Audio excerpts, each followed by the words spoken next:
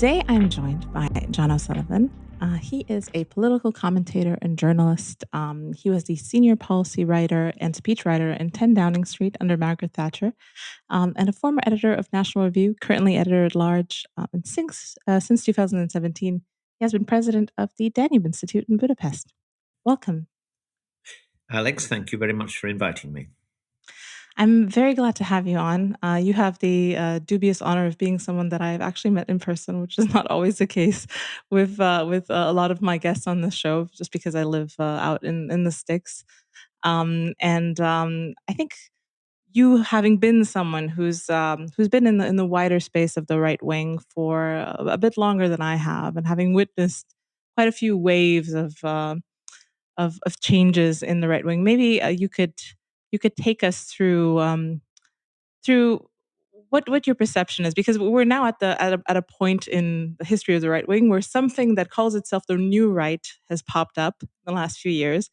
And I know this is not the first new right. There has been new rights a few times.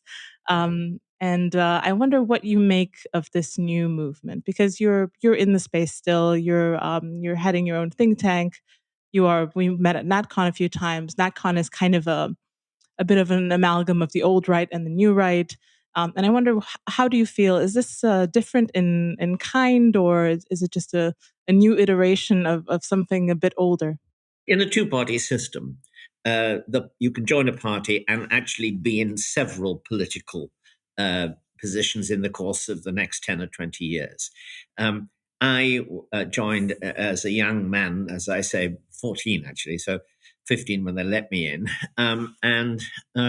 I had conventionally conservative Catholic views. I was on the right of the party, which meant I was in favor of what would now be called morally authoritarian views. I had the views of the disease of the young, which is moral self-righteousness.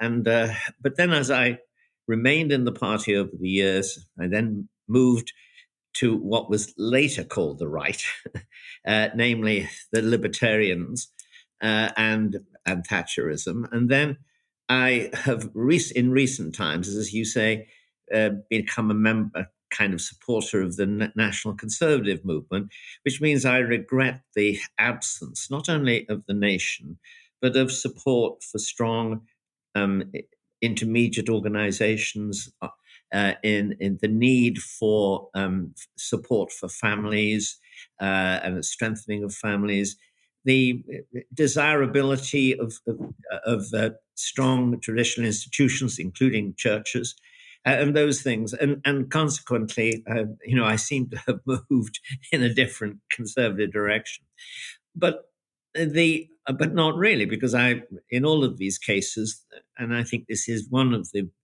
traditional virtues of British conservatism, one that unfortunately now is very weak, which is to say, it actually tends to lean against the prevailing heresy.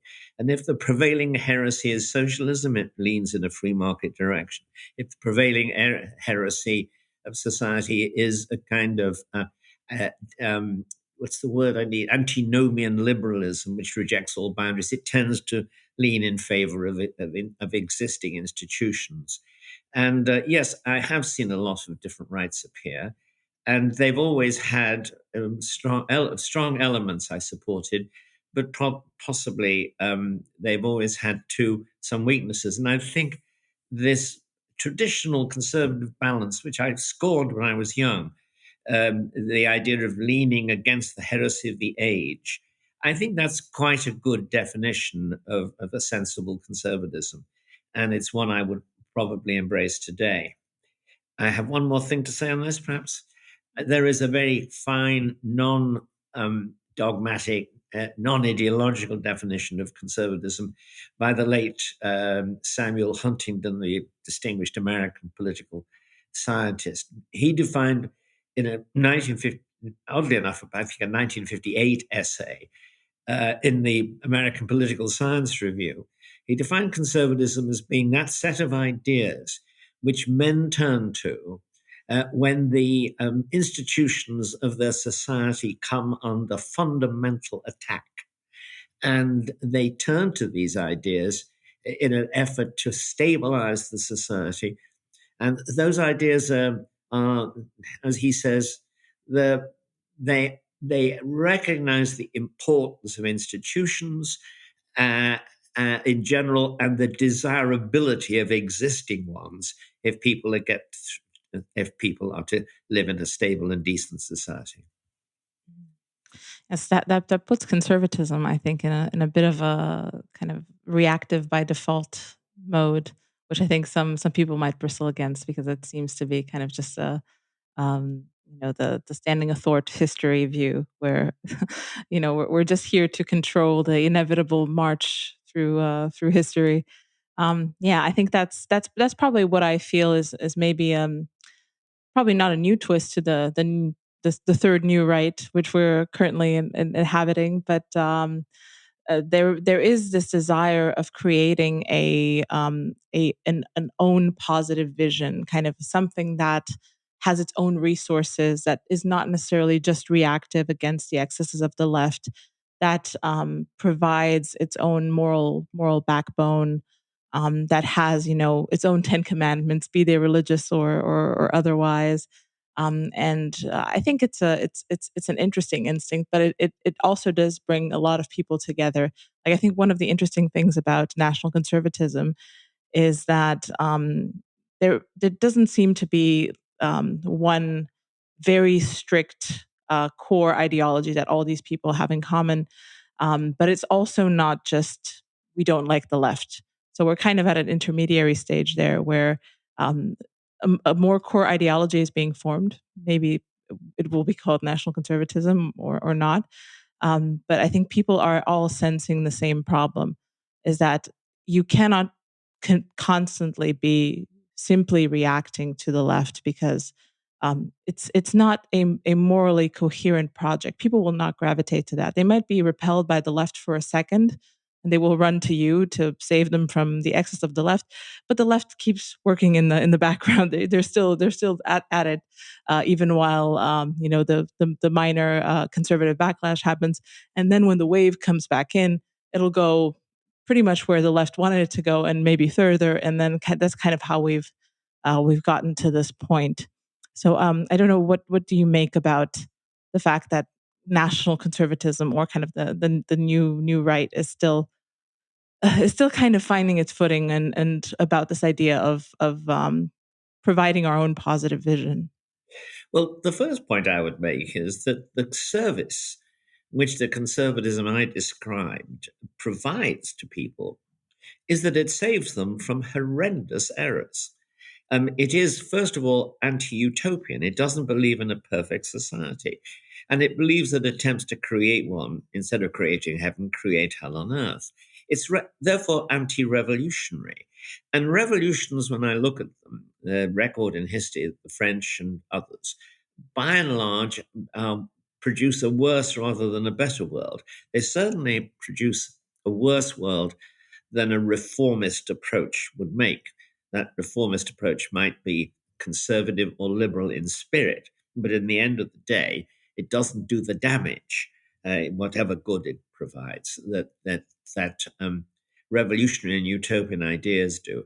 I mean, when you can, and not only do they damage other people, but revolutionaries themselves become corrupt, and they in a much worse way than simply taking money and putting it in Swiss banks.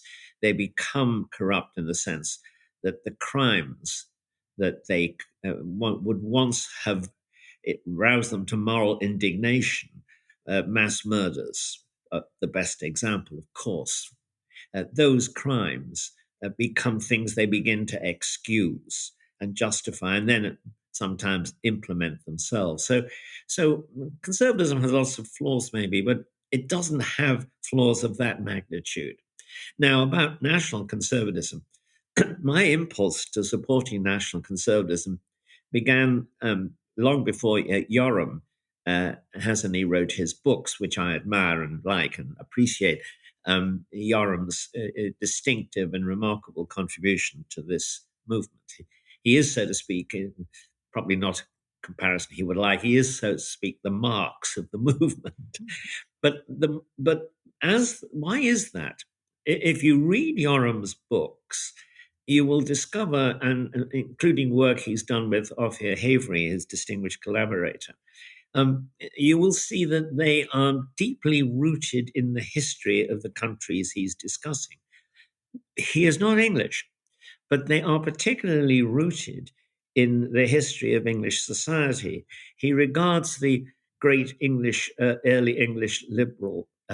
early English legal theorists, John Selden in particular, but also Blackstone and so on, as people who have given birth in that by their defense of an evolving tradition to a different justification and a different path of a different justification of English liberties and a different path to English liberties.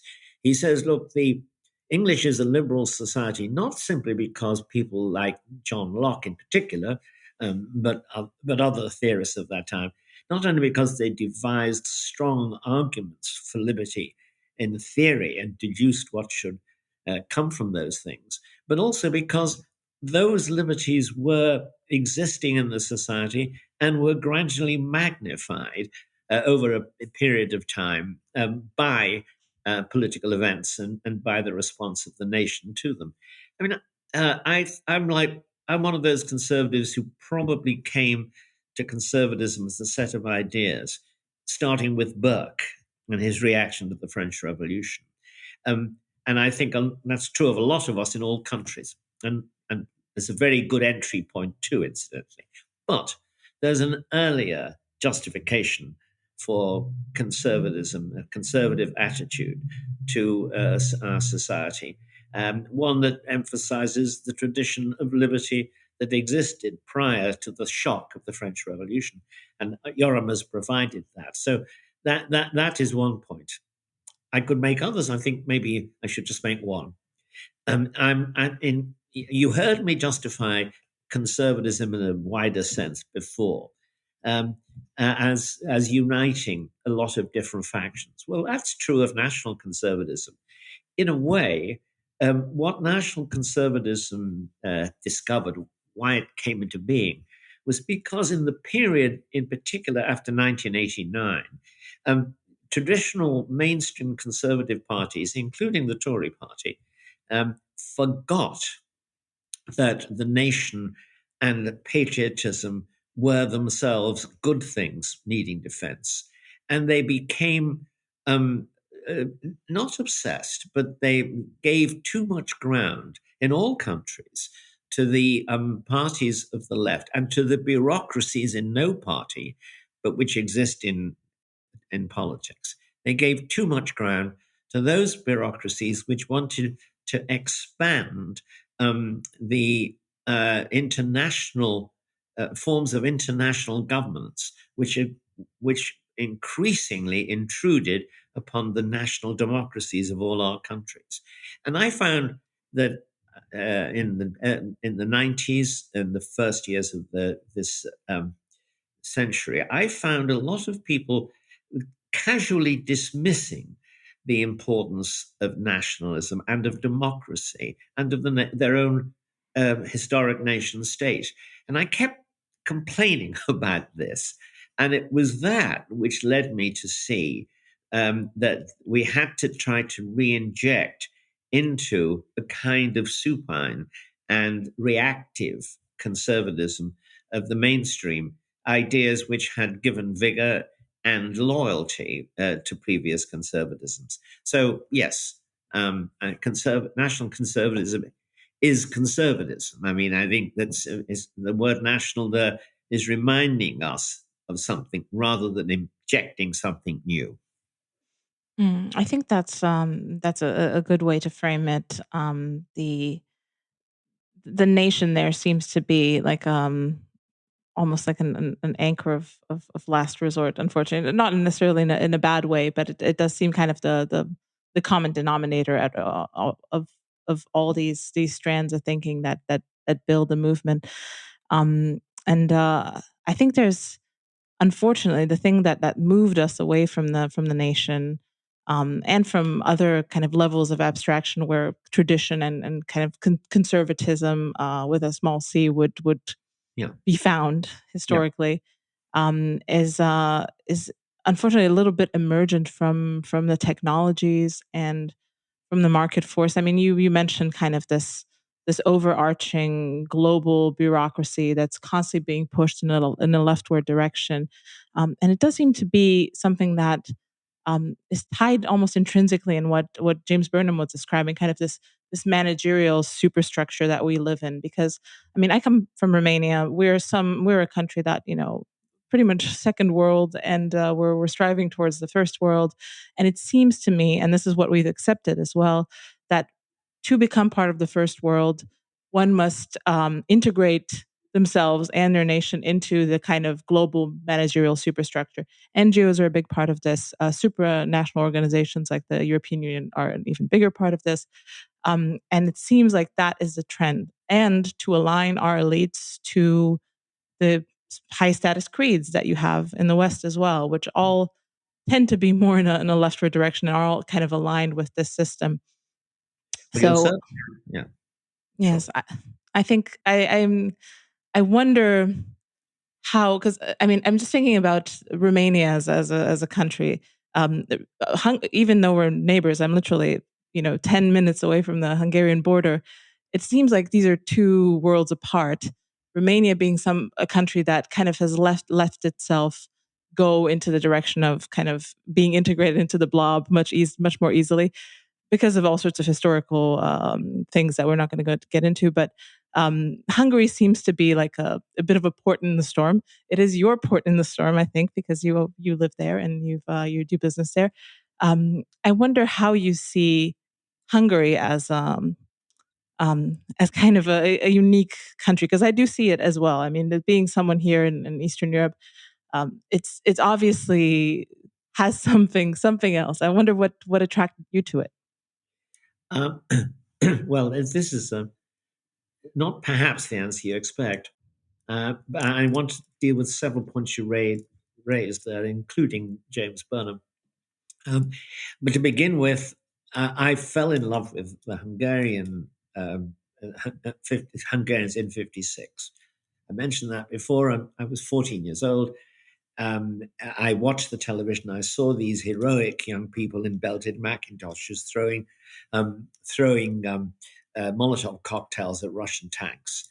And I think I've been a bit more mature because I was quite a young 14-year-old. After the war, we grew up quite slowly. I mean, in England, because it was um, there was an atmosphere of protection, which I think was actually fine, but it meant probably I was a little young even for my age. But if I'd been a bit older, I might have sort of tried to go out there like a young leftist in the Spanish Civil War and help. I since made the acquaintance of a lot of people who are involved in that, and I did so long before I came to Hungary. But I did come to Hungary quite soon in 1971, where I was taking friend of mine taking American students around Europe, and I saw three of the communist countries, and it was quite an exciting thing in the Cold War to go to a communist country. You did feel you were in a sort of spy movie almost. You wondered if you were if you were watched and so on. But I came to Hungary, and then I went to Prague. Then in the depths of self hatred because of '68, and then I went to East Berlin. I didn't see much of East Germany apart from East Berlin, but that was a horrifying kind of experience. That was it seemed like a successful tyranny, which of course is not a pleasant thing. So I had all of those feelings. I was always an anti-communist. I was always took an interest in the other half of Europe, and I wrote about that quite a lot too as a young man. And I made the acquaintance of a lot of anti-communist circles in London. The Daily Telegraph, where I worked from 1970 to 1979, very happily, and with a very brilliant group of journalists. That was a kind of a center for a lot of the anti-communism of the post-war world in London, and of course people would occasionally KGB agents or visiting Russians would occasionally break free of their KGB minder and turn up at the Daily Telegraph asking for asylum. As a matter of fact, that kind of thing happened. So that's the background to my interest in Hungary. And of course, I became more involved in that, partly because Mrs. Thatcher was a heroic figure in that part of the world. And when I worked for her, and then I wrote about her. And then secondly, because after I left, after I was still, in a sense, informally working for her, I decided to ask for her help in starting an organization that would bring Central Europe and later a larger group of Eastern European countries into the institutions of Western and Euro-Atlantic solidarity, namely the EU and the and NATO. That's incidentally, I was myself a Eurosceptic, but I thought that getting them into these countries into Europe was an important step for them. Wouldn't necessarily suit the Britain, and I'm a Brexiteer. So I did that, and as a result, and it became the New Atlantic Initiative became a big deal for both more broadly. We did play an important part in achieving the entry of Central and Eastern Europe into the West. And secondly, to me personally, because I became involved in later contacts between governments. So I was, that led to my writing the book about Mrs. Thatcher, Reagan, and the Pope, and it led further on to my becoming the executive editor of Radio Free Europe, Radio Liberty. All of those things, in a sense, led naturally to my being offered a job working with the Hungarian Review, a fine magazine, and then founding the think tank, namely the Danube Institute. So that's the background. I didn't really come to Hungary in 2030. I didn't come to Hungary thinking I'm going to fight the Spanish Civil War, which in a way is what you might have thought. I came because I thought, well, this will probably be my last job. It's a very interesting job. I'm sympathetic. I love this country. I've been here a lot for the NAI, and I'd like to see what I can do. And my mission was, and it is still, to form a kind of a Reaganite, Thatcherite think tank in Hungary to broaden the general territory of what I'd call the civil society right. Thanks to George Soros, there's a large and various civil society left in Hungary, but there was much less of a one for the right. I mean, there was the political party Fidesz, but that's, as you say, in these days, NGOs collectively are maybe more important than political parties. And the right has never really been able to work out what it thinks of NGOs. I think they play many useful roles, but they're not exactly a democratic movement.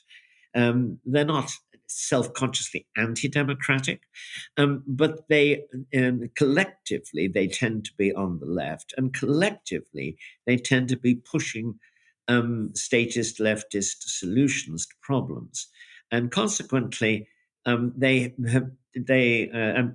tend to have the backing of bureaucracies, both in national governments and internationally. Not all of them, of course, but certainly the significant ones in them, and that has led, I think, to that's another way in which as you rightly pointed out, the managerial revolution has migrated from corporations into global institutions and transnational institutions and into NGOs, which are, so to speak,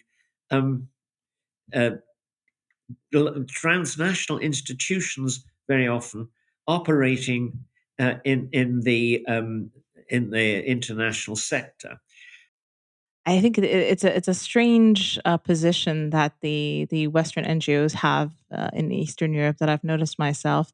They're both seen as a bit of an alien entity because kind of voluntary labor is not something that was very seen with I know positive eyes here in Eastern Europe during communism, because a lot of it was forced, unfortunately. So people didn't really see this dimension of kind of civil society as being important or emergent from how they lived their lives. So that it was always seen with suspicion. The Western ones, though, are seen quite positively because they're seen as entities that bring best practices into how to manage the state, how to manage anti-corruption efforts, and things that I have to say have actually seen a lot of progress. Though typically anti-corruption means that the usual corruption where you hand your doctor some bills or a coffee or whatever cigarettes, that kind of starts to fade out, and obviously this is a positive change. But obviously other types of corruption bloom in other corners, maybe a little bit more unseen and unnoticed. So it's I don't think necessarily it totals out, but there is something to that as well. Can I make a point about Sure. your Radio Liberty here? Obviously, when I went to RFERL, the Cold War had been won. In fact, it had been won 18 and 19 years before. And but there were countries which we simply said, well, we don't broadcast there anymore. They're now part of the West, and they have democratic governments, and they can look after themselves. However, there were countries we thought which were transitional, and so our job there was not was first of all to provide those countries with a good working example of how a genuinely independent news organization will treat things, that it will be accurate, it will have safeguards to make sure it corrects its mistakes. In management of opinion, it will ensure that all respectable shades of opinion are allowed to are represented in a panel, say, and that the history and culture of the country are given support, and examples of their own culture being practiced and revived and improved. Improve's not quite the right term there, but allowed to flourish, really. And that's what we did. I mean, we were as you say, we were, in a sense, doing best practice journalism so that other countries would gradually learn how to do it.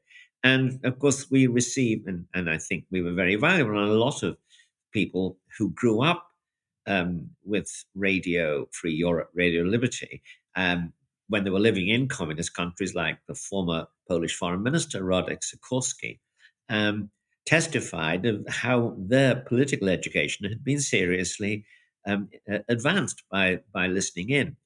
But my favorite story is that there was a Soviet agent who managed to get into a Russian agent who managed to get into the Russian service, and who subsequently redefected back to Russia.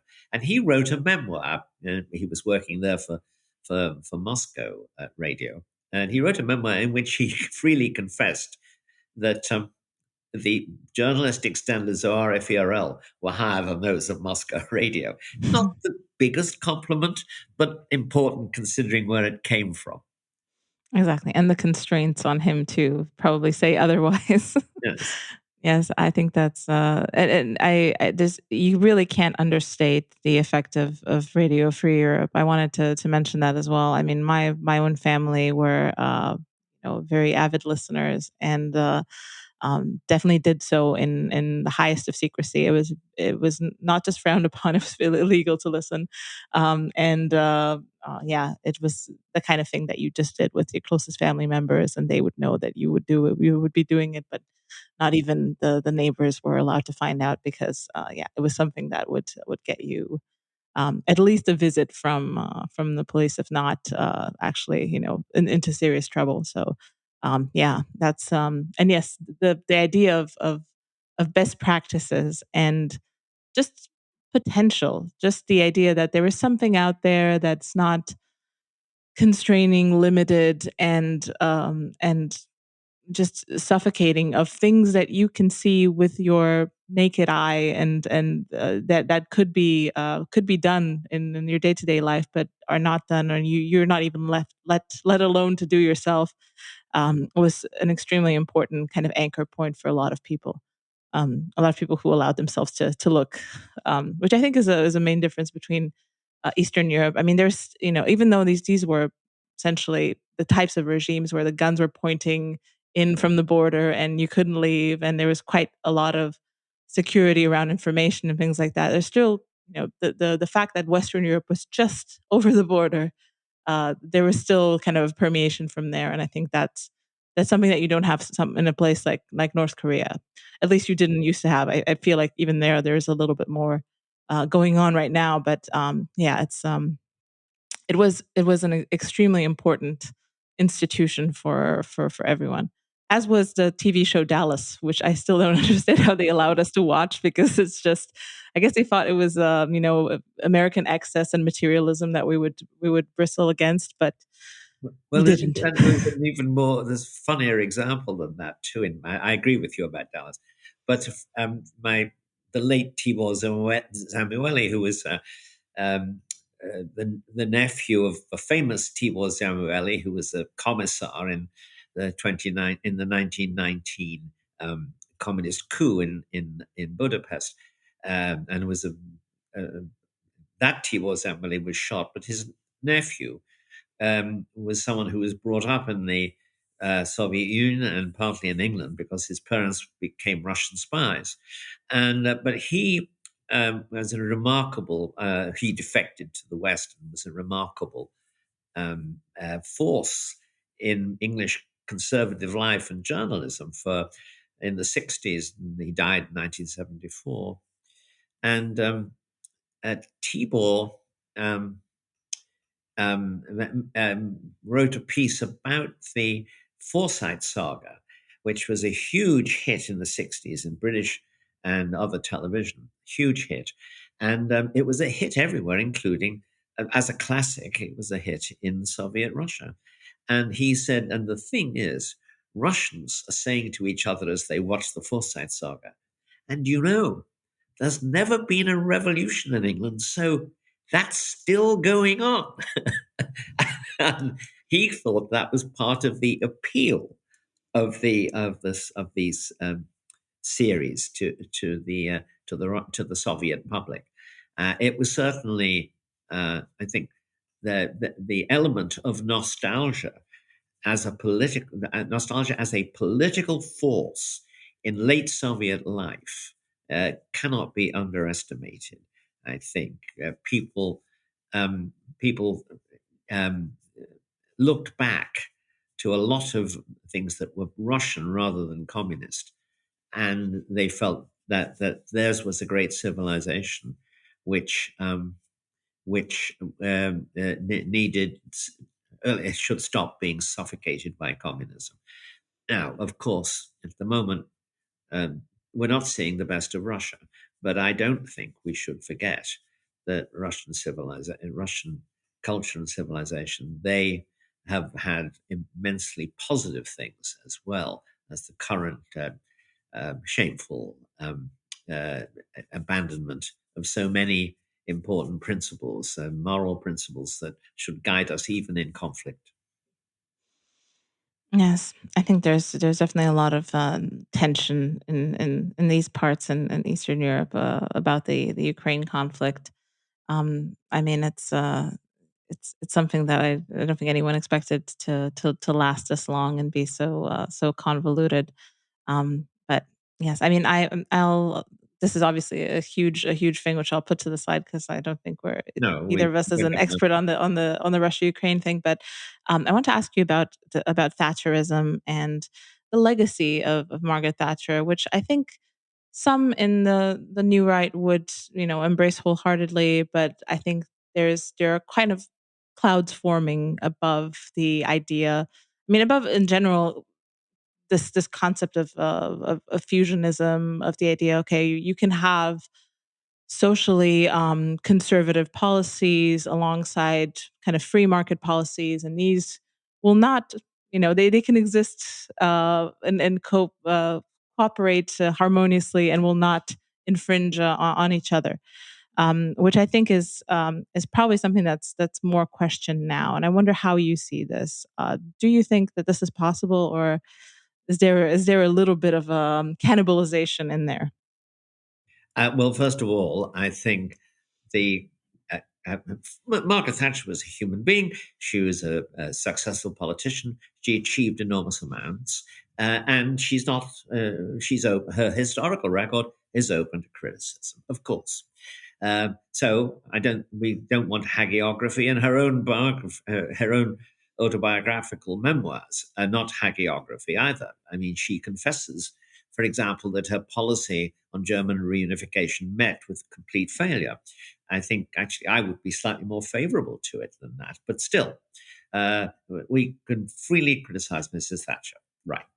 That said, it is absolutely crazy for either a political party called Conservative or a broader movement called Conservative to reject and denounce and demonize the record and policies of its most successful practitioners since the Second World War. Successful in terms of reviving the nation and providing strong and effective good government for the 11 and a half years she had in office, and successful too in actually creating circumstances in which she won 4 elections, and finally successful in that it had enormous historical impact. Now, most of the criticism of Mrs. Thatcher, and of Ronald Reagan too, incidentally, who was, of course, not only her great partner, but her equivalent in a more powerful country, somebody who came in, took over a country that was suffering from extreme demoralization, and revived its self-confidence, its economy, and its power in the world, and left America a stronger and richer country, and a country that carried on getting stronger and richer for several years after he left office. Yeah, the argument that Mrs. Thatcher and Reagan are responsible for, let us say, the 2008 crash, which you often hear, is complete and utter nonsense. First of all, both of them, as they demonstrated in their early years of beating inflation, were prepared to take very, very strong measures in order to restore a sound currency as well as a strong economy. So let's say what I think is behind this. So it's nonsense to the thing that is on which the grounds on which they're attacked are nonsense, in my view. And one of the ways we can see their nonsense is that the same things for which they are attacked took place in countries in which their views had never had the slightest support. Now, let's get on to the reality. Mrs. Thatcher took office in 1979, Reagan in 1980. Neither president nor prime minister can pick and choose the historical political challenges with which they are presented. She was presented with a country that was suffering from excess labor union power and the decay of legal and constitutional constraints upon it. She was suffering from a country that was with high rates of inflation and a staggering misallocation of resources, which was leading also to stagnation on the work floor. And she was suffering, and the country was suffering from, well, it looked as though it could be on the losing side of the Cold War. She tackled all of these things successfully. She created, along with Reagan, a new status quo nationally and internationally. That status quo was successful for another 20 years or so. but it produced its own new problems, as happens in history. She wasn't around to solve those problems. And insofar as she was in the early days, the advice she gave, for example, um, changing Britain's membership in the ERM, was advice which was good advice. And it's a pity that it wasn't followed. When events forced the British economy and the British government to follow her advice on the ERM, the country embarked on a boom, which lasted really for the next, it lasted from that point on another 15 or 16 years. That's an amazingly good record.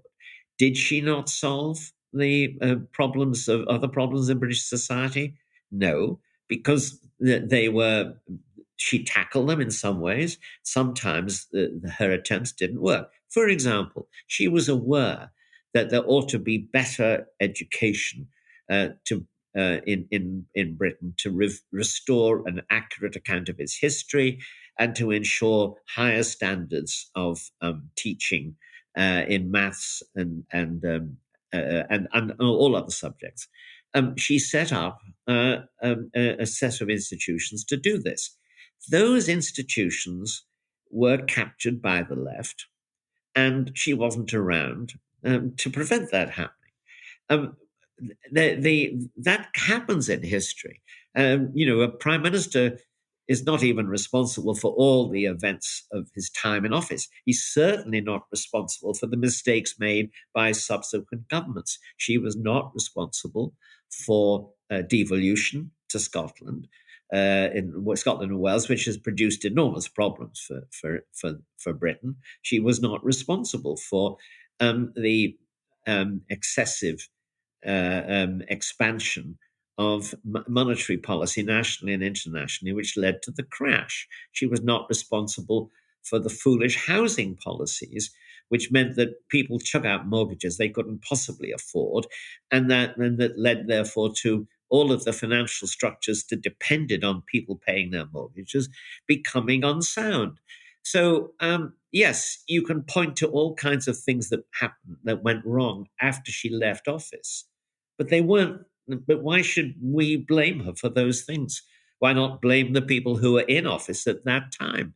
And the answer is because if they're in office, they have powerful supporters. If you're dead, the only people who are going to support you are the people who genuinely believe in your cause and come to your assistance. There are never as many people who act from a desire for truth in history as there are who act from motives of advancement in politics. That's my case. Yes, yes. I think this is, the Machiavellian case, which I think is correct. I wondered, do you subscribe to the so-called great man, and in this case, great woman of history theory of how things proceed? Because that's kind of what it seems. I mean, obviously, a lot of people in the right like to theorize. They like to think about ideas. They like to think about ideologies and how those play out on in reality. But it does seem to me that things advance, like in science, from a funeral to another. And yeah, I wonder as well. I have here among my questions, because we've just been to NatCon. We've heard someone like Suella Braverman, pretty much the person in power, talk about immigration and things like that. And it does seem to me like having her compared to, obviously she's no Margaret Thatcher either in position or in the type of person she is, but it seems like the mechanism of power behind her is much more weakened than something that would have existed during Margaret Thatcher. So she was essentially speaking on the same level as the pointy-headed intellectuals that were there, and they were like, we'd like to, it would be nice to have this and do that, and immigration should be this way, but she's essentially the linchpin there that could potentially, maybe, if possible, actually do something about it. So I wonder what you see in terms of in Britain, how close to power are the Tories, even if they are in power? Are the mechanisms still there? Is it possible for them to do something, because they don't seem to be doing much? First of all, do I believe in the great man, or presumably also great woman theory of history? Well, the Marxists do, don't they? They call themselves Marxists. They don't call themselves historical inevitabilists or whatever. And I think it's impossible to deny that individuals have had major roles. I think if you're thinking about religion, for example, well, obviously, if you regard Christ as the Son of God, you may not therefore be surprised by the spread of Christianity. But if you don't, well, the spread of Christianity is almost as remarkable a sign of Christ's impact on history. I would say that to give the devil his due, Lenin had an enormous importance on history, and yet if he had died 10 years before, 11 years before, if let's say he'd been he'd been knocked down by a tram when he was living in Switzerland, would we have had a Russian Revolution? I don't think so. Maybe we would, but I doubt it. We would have had something, but something different to that. It would have been a different outcome of the events of 1917. So I do believe that individuals can have an enormous impact in history. Of course, Hitler is another terrible example. So now, what about the situation today? Well, the answer is that the Conservative Party has been was in a very, very powerful position in the, let's say, after when it won the elections in 51, 55, and 59. And that was because if you look at those elections, we came almost to that point, which is very rare in British politics, just that much away from winning an absolute majority of the voters in an election. Generally speaking, the Conservatives do very well if they get something like 42, 43% today. In those days, they got 49.5, that kind of result. Okay. What happened at that point?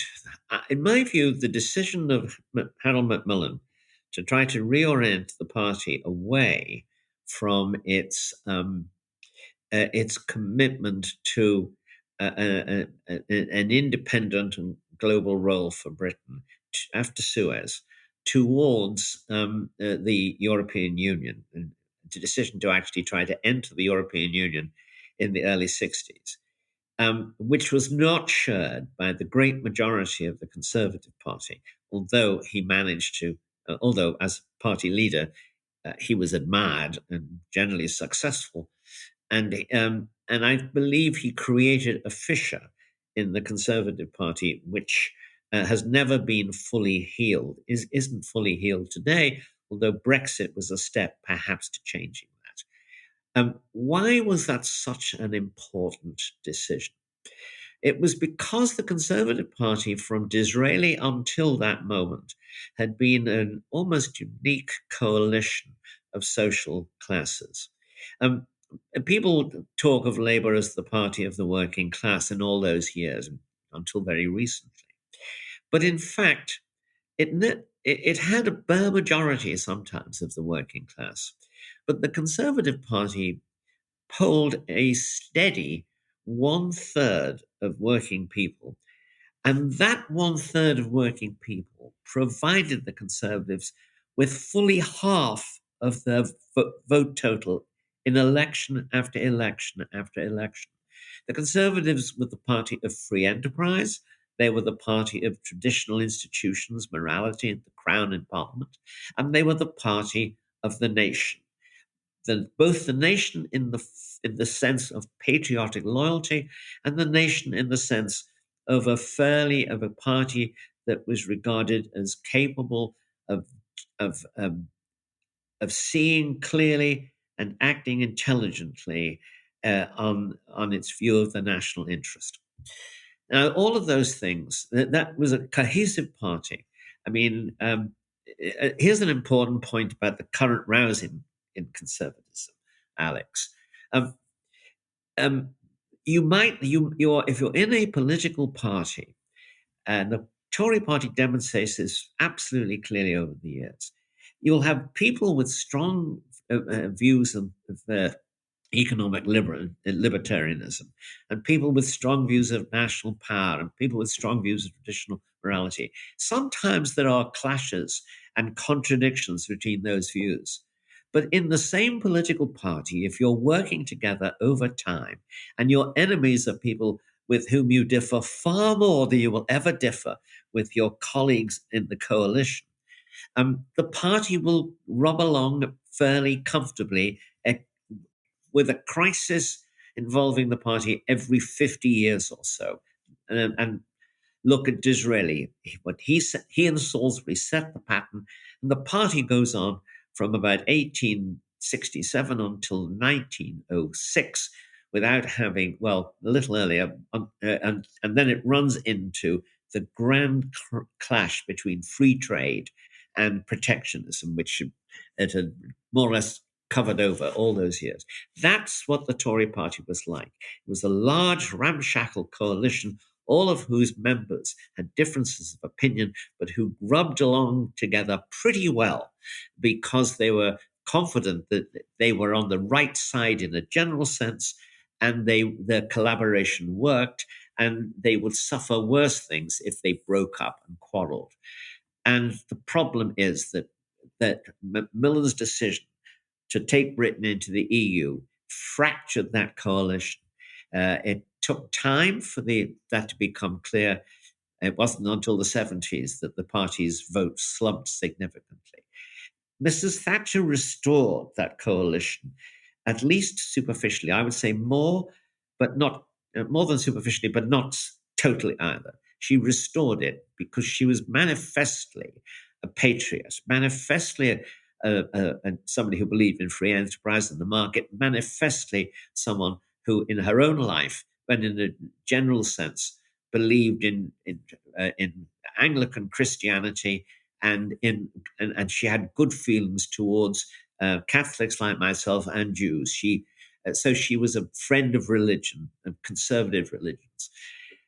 And that meant that for a while, the party, all the factions of the party felt they've got someone at the top who represents them on her side.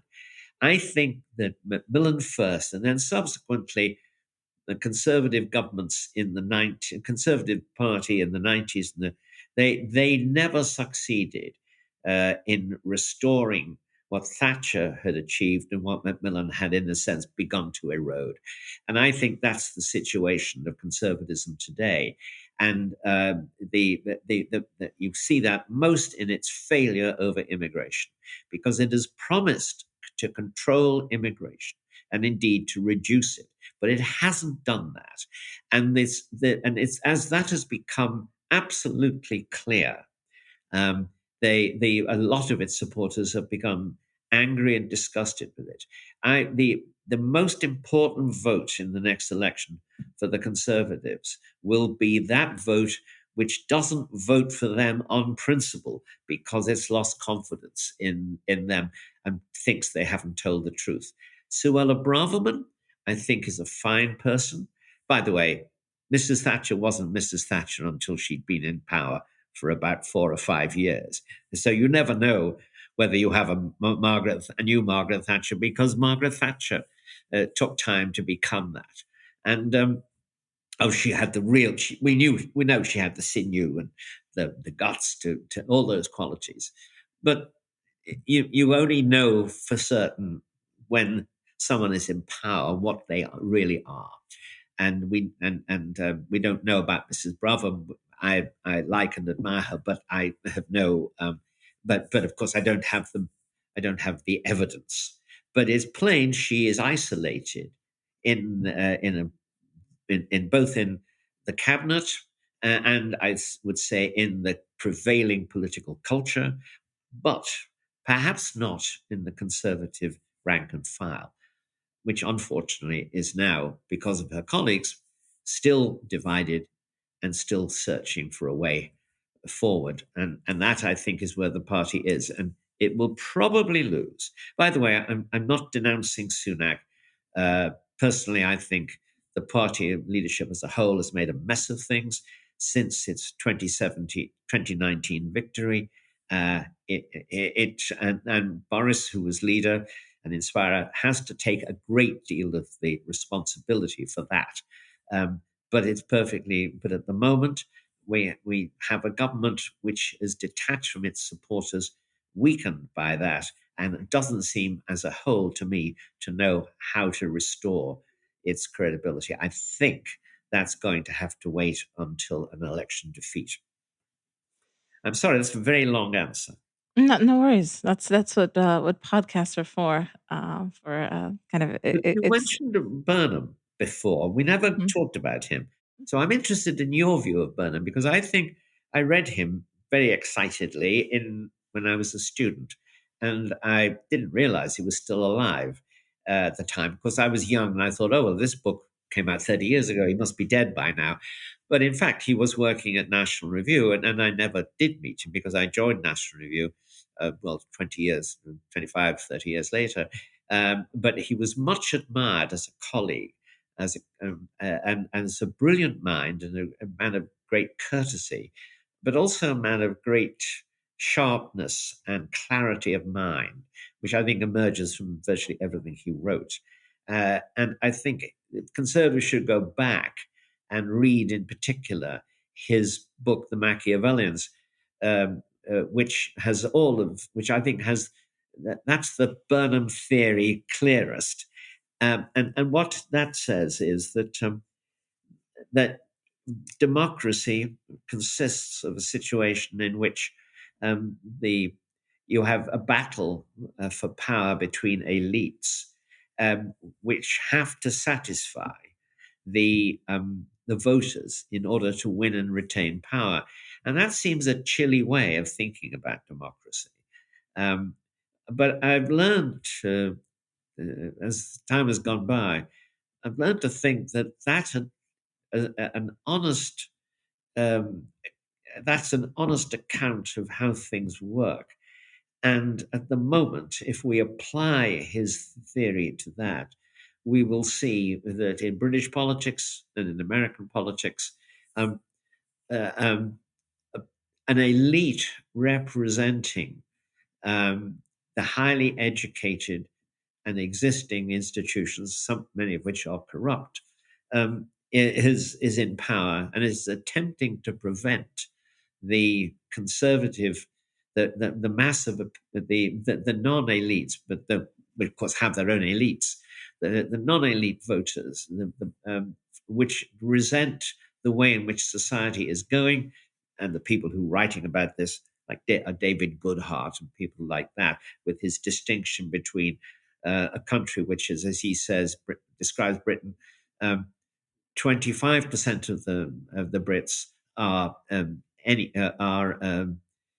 anywheres, people who are globally and mobile, highly educated with skills that can go anywhere. And then you have the somewheres, people who don't have tertiary education. They've got secondary education, perhaps, and some will have tertiary, but they are more rooted, they're more loyal to their surroundings, and they are more attentive to the locality and less to the metropolis. And he thinks that's about, he thinks 50, I think, 50 to maybe 60% of the population, and with another 25%, which is kind of doesn't have a fixed identity in the terms he's describing. And I think there's a great deal in David's theory, which he outlined actually in a lecture to the Danube Institute before he finished the book. And we had a conference on what's the future for the European left. And everybody at the conference was a leftist, except for Gerald Frost and me, who put it together with David. And that was and that theory, I think, is the modern. His theory is, in many respects, draws on a lot of sources, but in many respects, the application of Burnhamism to, and the others have done the same in America. I think Burnham is a very creative political theorist, and in all his books, he says interesting things.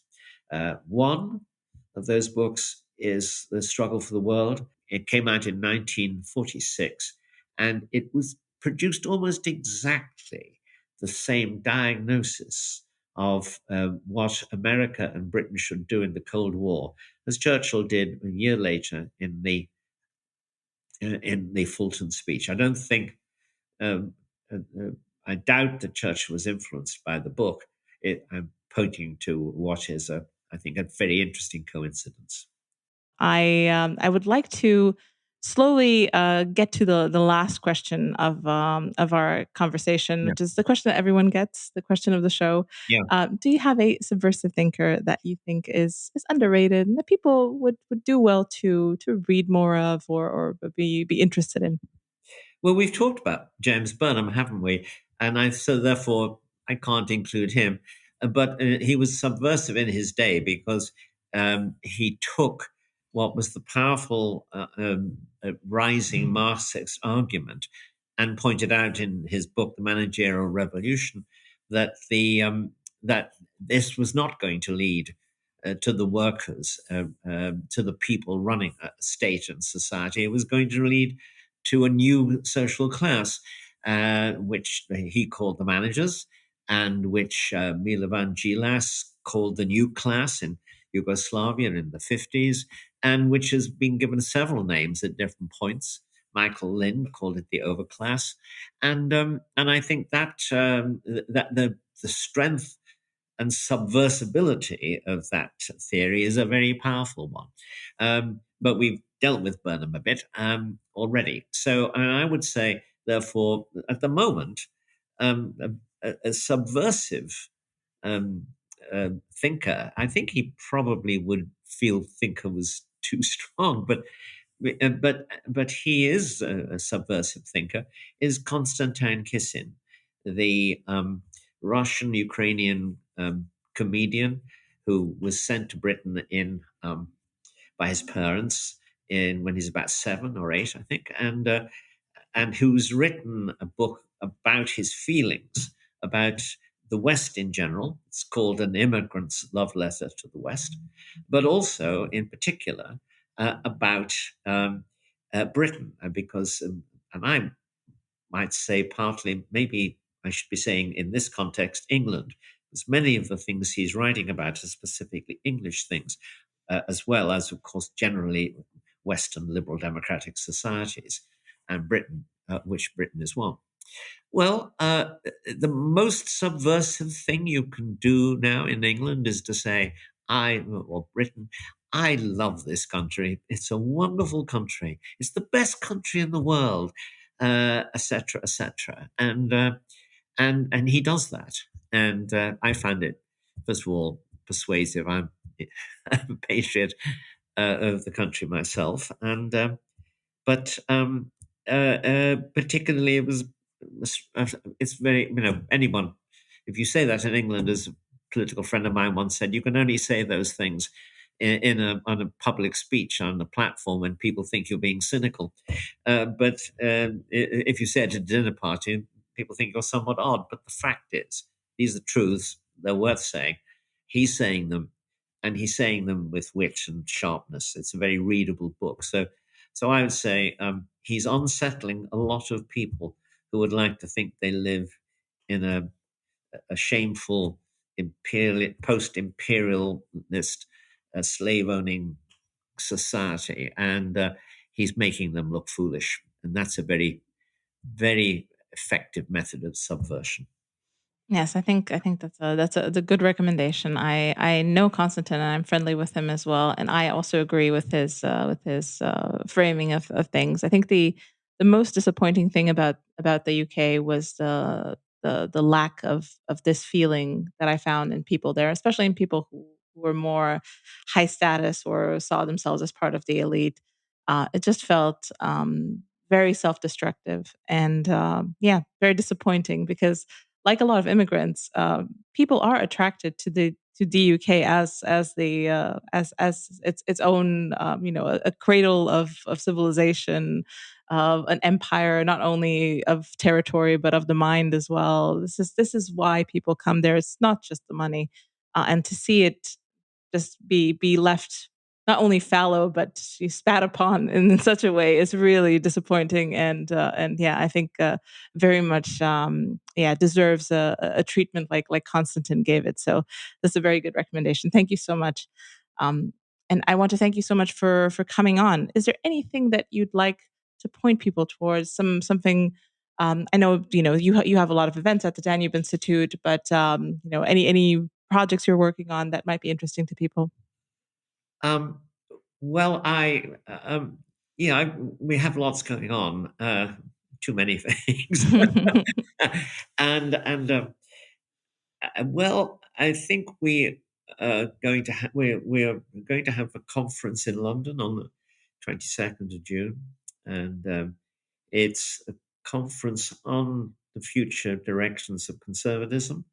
And I think that will be, for us, it's important. I brought together a number of very clever people. This is just after the conference of the International Democratic Union, which brings together leaders of all the conservative parties.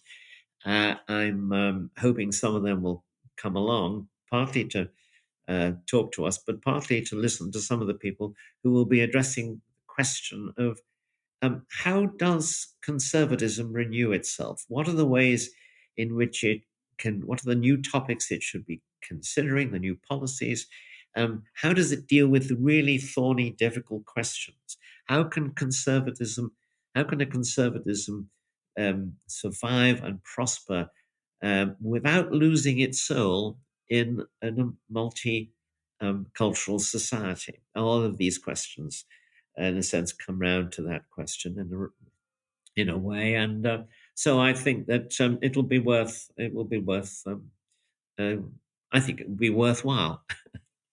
Excellent, excellent. Well, thank you so much for coming on. I really appreciate it, and yes, I hope to see you at the next conference that I might make it to. We'll see. Um, have a good rest of Thank your you, day. Alex, and thank you. I mean, your contributions are always powerful and really interesting, and you're one of a new group of writers and thinkers. I class you along with Mary Harrington and uh, Louise. I kind of can't remember her second name, I'm afraid. Louise Perry. Louise Perry, and I'm told that by Rod Dreher, who's another such person, that I must read the works of Paul Kingsnorth. So Yes. that's sort of on my agenda, and of course Yoram Hansony too, who has, I think, really, if you were at the conference, I think you will agree. I'm sorry, you were, but anyone who was there would have been surprised not by the character of Yoram's address, because on this occasion, as on previous ones, his grasp of English political history and the history of English political theory is deep and fascinating, and he's saying really important things. Maybe not all of those I would agree with in the end, but I think he's making a lot of conservatives think back to the fundamentals of their ideas, and they go beyond, before Burke, not beyond Burke, but before Burke, and we need to rediscover that period of our history too, and history of our thought. Of course, we should never lose hold of Burke either. Thank you. Yes. On that note, thank you so much for coming on. Thank you very much indeed.